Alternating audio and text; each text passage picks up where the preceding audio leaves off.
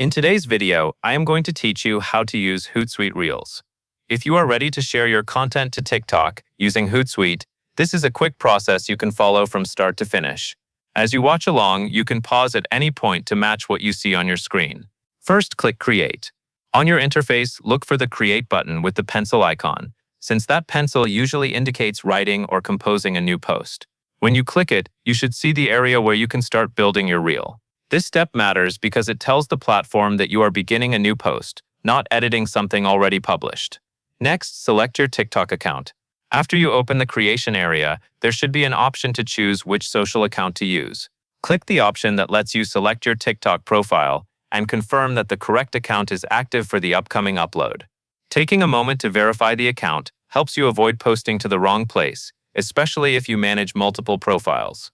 Now you will add your video by dragging it into the media area. Find the media area where the system shows an upload space or a drop zone. Then take your video file from your computer and drag it directly into that area. Watch for a visual cue that the upload has started, such as a loading indicator or a thumbnail appearing. If your video does not appear right away, give it a few seconds, because upload times can vary depending on file size and connection speed.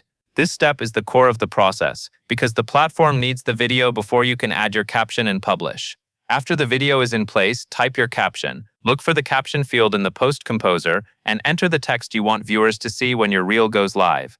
Keep it clear and relevant to your video, and consider including any key details your audience may want, such as context, a call to action, or a simple description. Make sure you spell and format it the way you want, because the caption is what communicates your message alongside the video. Finally, click Post Now. Once your caption looks correct and the video is finished uploading, locate the button that says Post Now and select it to publish right away. Pay attention to any confirmation message or status update that appears after clicking, since that tells you the post is being sent to TikTok. If the interface shows that processing is underway, that is normal, and you can monitor it until it is fully posted.